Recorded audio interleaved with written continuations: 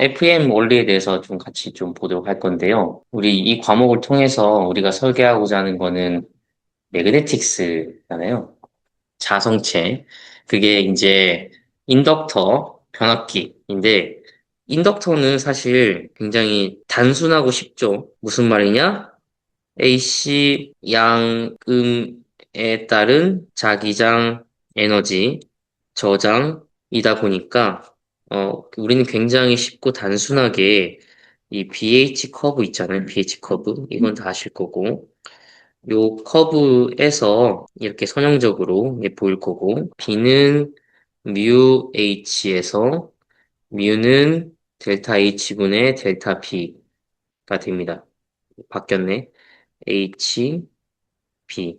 그래서 요 기울기가 투자율, 어떠한 동작점. 자, 그래서 우리가 BH 커브를 교본하면 단순 AC를 한다면 이렇게 되는 거고, 이 면적이 히스테리시스 로스라고 해가지고, 우리는 히스테리, 또는 노테이션은 사실 우리 마음인데, 코어로스. 그런데 우리는 코어로스라는 거는 히스테리시스 더하기 에디 로스가 있다는 걸 다들 잘 아실 거예요. 히스테리시스 로스는 어, 자기장 에너지를 저장 방출함에 따른 이용료를 낸다고 보시면 될 것 같은데요.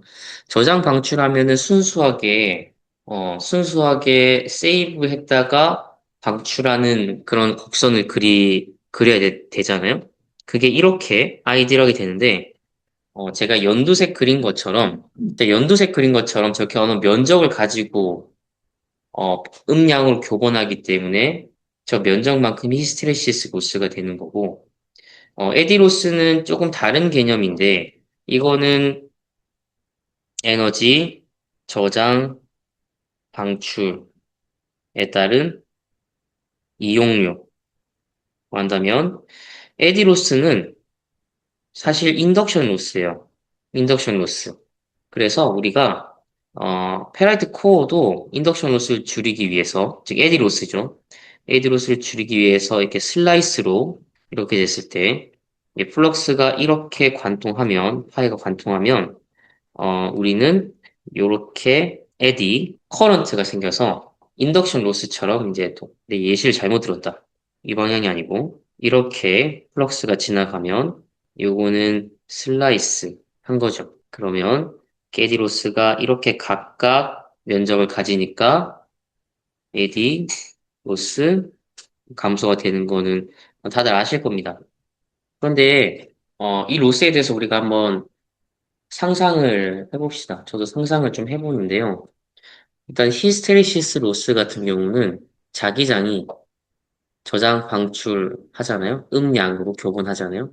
근데 저 면적을 그린다라는 거는 내부에 세라믹이 있을 거잖아요. 내부에 세라믹. 분자 운동을 일으킬 거 아닙니까? 이 시세에서는. 그리고 자구가 정렬되잖아요.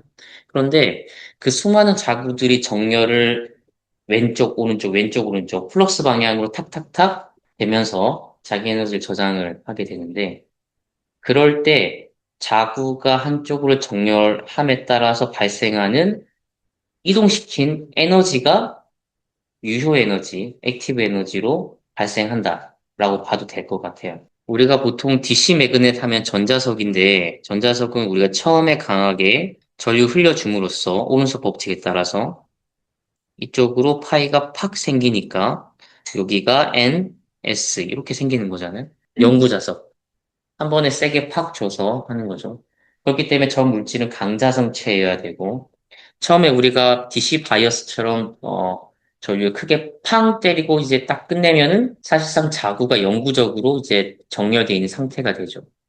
강자성체를 통해 가지고 하는 건데 근데 우리는 저 교본하도록 왔다 갔다 해야 되니까 그러면서 자기 에너지를 저장해야 되니까 그러려면은 어 상자성체, 준상자성체 이게 페리매그네틱 페리매그네틱 그래서 이게 페라이트 내가 우리나라 말까 뭐다 준상자성체였나? 그 페라이트 물질이 AC 교본할 때 자구가 빨리빨리 움직일 수 있도록 되는 세라믹 성분이라는 세라믹 그 성분이 있는 겁니다.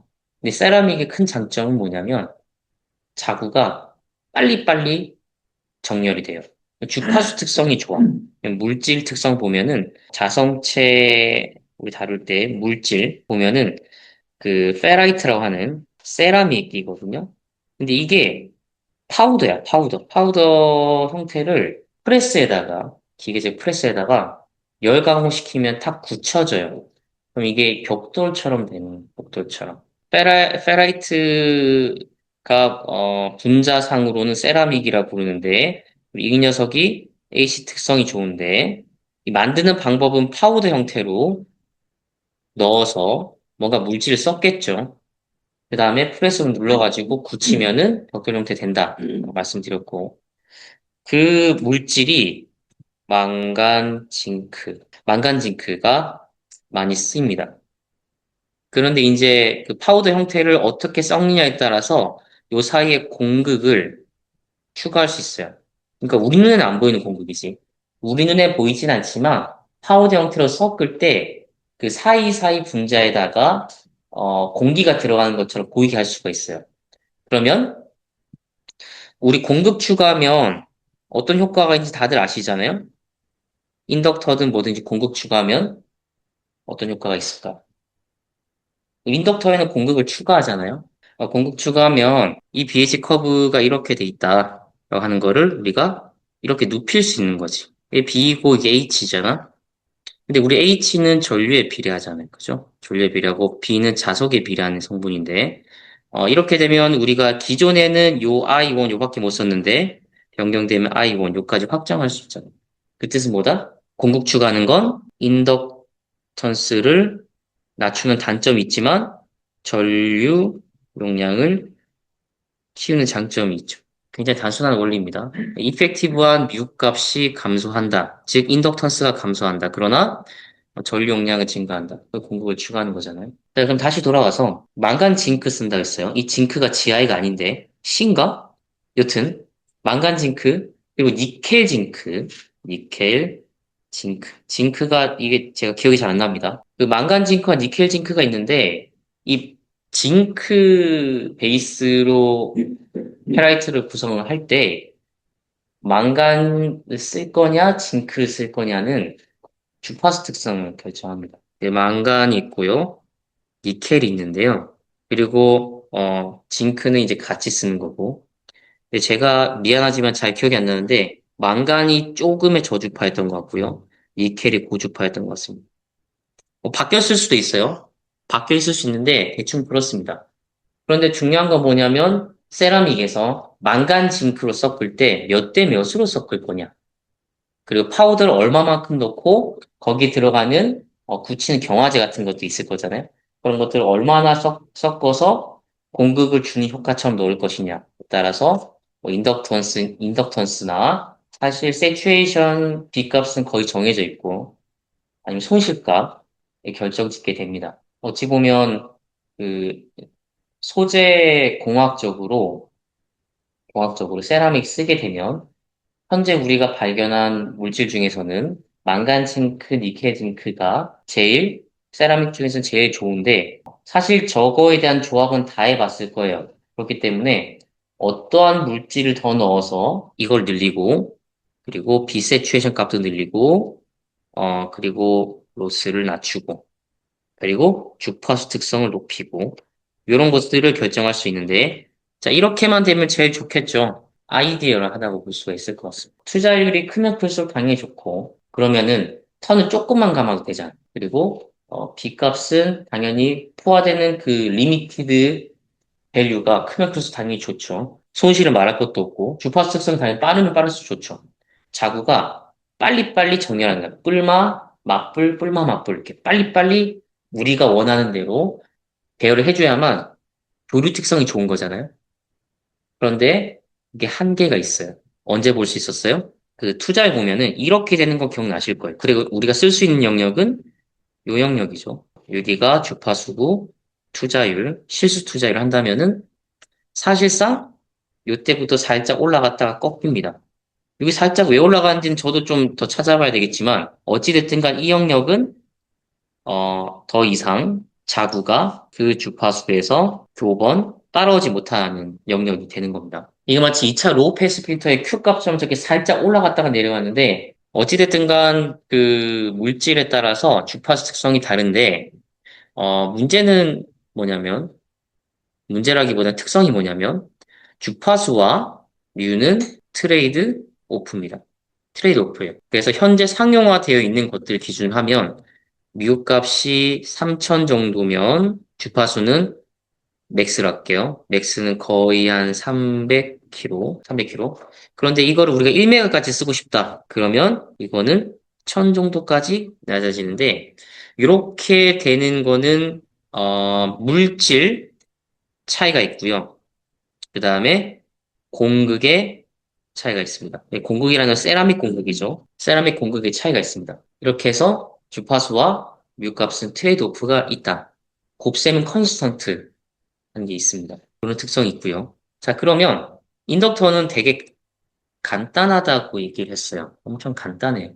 무슨 말이냐면 우리가 뭔가 인덕터를 설계를 한다라고 했을 때 트레이드 오프라는 거는 앞에서도 트레이드 오프를 얘기했지만 주파수와 뮤 값이 컨스턴트 하거나 그리고 인덕터 관점에서 동일한 L 구현시 에어갭이라 칩시다. LA가 에어갭 1mm일 때 턴이 3mm일 때 턴이 10턴 5mm일 때 턴이 20턴 이거 동일한 L이거든요.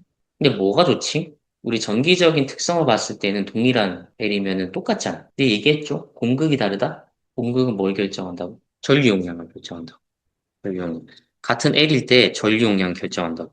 당연하겠지만 얘 전류 용량 아주 써볼게요. 용량을 뭐 맥스를 할까?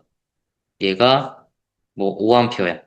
얘 맥스는 뭐 10A야. 아이 맥스는 얘 뭐 20A야. 이게 늘어나는 거지. 그러면 공극이 제일 큰 게 좋은 거야? 전류량이 크니까? 그건 아니지. 이쪽 갈수록 권선 손실 올라가는 거지. 같은 전류를 흘린다고 가정을 할 거니까. 전류량은 커지지만 같은 전류가 어쨌든 흐를 거 아닙니까? 전격에서. 권선이 많으니까 당연히 비율은 올라가겠지. 상식적으로. 그러면 누가 봐도 트레이드 오프점이 존재하는 거예요. 그러면 내가 떤 전용량을 설정했다. 예를 들면 10A야. 계산은 쉽게 돼요. 자기 회로 모델 통해서. 그러면 공극을 3mm 놓고 10턴 넣으면은 자 그런데 10A의 기준은 뭘까? 용량이 됐다는 건 뭐냐면 이 전류가 흘렀을 때 이 B 값이 대충 0.1 테슬라 정도 되면은 적정하다라고 볼 수가 있거든요. 왜? 비세츄에이션이 0.3 테슬라 정도 되니까. 세츄에이션까지 쓰면 안 되지. 근데 비세츄에이션이 0.1 정도면은 그래도 발열이 조금 나는 거지. 발열 조금 나는 거. 그런데 우리가 쿨링 잘하면 이 정도는 사실 좀 받아들일만 하잖아요. 그러면은 우리가 이거를 적정하게 설계됐다라고 얘기할 수가 있어요. 근데 여기서 플러스 뭐냐면 권선이 10턴으로 감겼어. 이제 저 권선이 내가 10A 흘렸을 때 충분한 두께인가? 충분한 두께야? 어, 당연하겠지만 그 주파수별로 두께의 그 정의가 다른데 우리가 부스 플레이트는 단순한 단면이 커퍼로 돼 있는 거잖아요. 부스 플레이트가. 그 리치 와이어는 이렇게 작은 것들이 쭉 있는 거고 무게가 당연히 다르지. 같은 주파수 때리면 면적이 같더라도 동일하더라도 R은 ACG는 다르다. 다르지 당연히. 그럼 우리가 뭔가 시뮬레이션 하든 뭐 실험값 실제로 구현할 때는 좀 보수적으로 잡는데 보통 보수적으로 잡을 때는 1A per 밀리미터 제곱. 이거 우리 밀리미터 제곱은 암페어 퍼 스퀘어 SQ라고 하거든요. 1mm의 그 면적에 1A 흘릴 수 있다. 엄청 보수적으로 잡은 거. 근데 우리가 리치왈 썼어. 리치왈 쓰면은 좀 고주파에 잘 견딜 거 아닙니까? 그러면 조금 널널하 해가지고 3A 퍼 밀리미터 3 제곱 이렇게 잡는 거지. 대충 요 정도의 범위가 있다라고 보시면 될 것 같아요. 그러면 여러분들이 인덕터를 설계를 한다면은 일단 당연히 L값을 선정하고 정기적인 회로에서 리플을 고려했을 때 이 정도 L이면은 된다. 리플도 그렇고 주파수도 그렇고. 그럼 이제 매그네틱스 설계가 들어가야 되는데 그럴 때 제가 방금 말씀드린 요 기준대로 하면은 된 거죠. 그럼 기준은 전류가 흘렸을 때하고 B값이 이렇게 돼 있을 때 적정하냐라고 판단할 수가 있고 이 정도면은 온도가 균등하게 맞춰진다고 볼 수가 있을 것 같아요. 근데 제가 계속 얘기했었죠. 변압기든 인덕터든 설계가 잘 됐다는 거는 코어 손실과 권선 손실이 거의 유사하면 코어 온도와 권선 온도가 유사하면 설계가 잘 됐다. 설계가 트레이드오프 관계로서 아주 잘 됐다. 이것도 트레이드오프야. 건선하고 그 코어도 트레이드오프예요. 예를 들면 여러분들이 설계를 했어. 변압기 인덕터를 설계를 했어. 했는데 코어 손실은 큰데 건선 손실은 작아. 그러니까 코어에서 열이 많이 나. 그럼 어떻게 해야 되지? 인덕터를 기준으로 한다면은 공극을 집어넣고 건선을 더 많이 넣으면 되겠지. 일단 동일한 인덕턴스 맞춰야 되니까.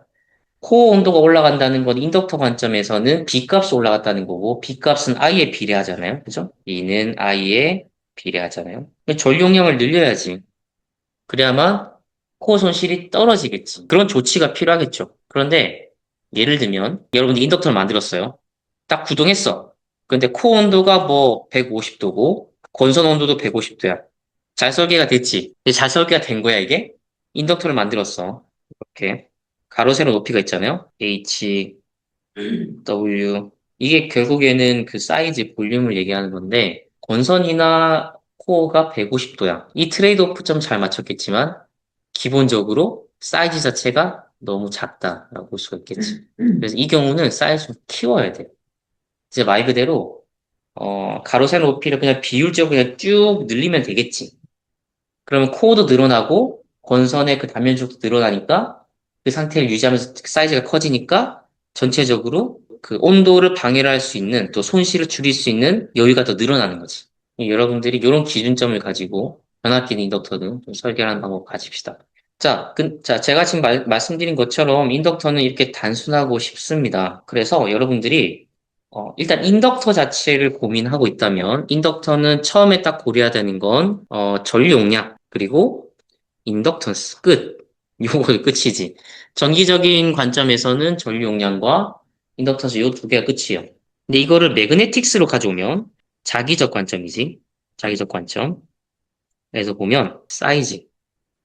당연히 전체 사이즈 일단 전체 사이즈 턴수 매그네틱 랭스라고 하는 거거든요. 이 보통 L 이펙티브 1인스고 그다음 매그네틱 에어리어 이것도 AE라고 하고 그다음에 공극 LA라고 에어갭 쓰는 거죠. 권선 담는 영역 우리는 보통 윈도우 에어리라고 해서 W라는 걸 많이 씁니다. 그리고 코일 굵기 및 재질. 끝이죠? 이게 끝입니다.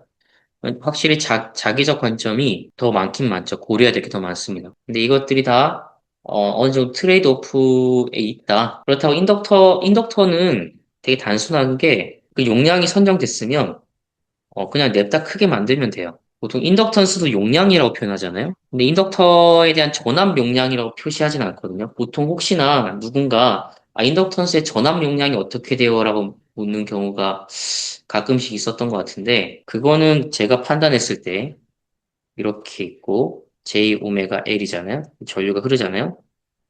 그러면 당연히 여기 전압이 드랍이 생길 거 아닙니까? 요게 전압 용량을 의미하는 것 같아요. 근데 사실 스타팅 포인트로서 우리가 뭔가를 언급할 때 인덕터의 전압 용량이 얼마냐라고 묻는 거는 사실 뭐 맞는 말일 수 있을 것 같아요. 왜냐하면 저게 주파수를 고려해서 진행하는 거기 때문에 일반적으로 우리는 인덕턴스 얼마냐, 전류용량 얼마냐 요 두 개만 얘기하고 혹시나 전압 용량을 묻는다 한다면 우리가 노미널한 그 동작 주파수가 있을 거잖아요. 그럴 때 임피던스가 있을 거고, 그때 전류 용량, 전격 전류 용량 흘렸을 때 나오는 드랍 전압이 되겠죠. 이게 전압 용량이라고 굳이 표현하면 될 것 같습니다. 자, 인덕터는 이렇게 생각보다 단순하고 쉽죠. 자, 이제 본격적으로 진행할 거 뭐냐면, 이 FEM 에 대해서 진행할 겁니다.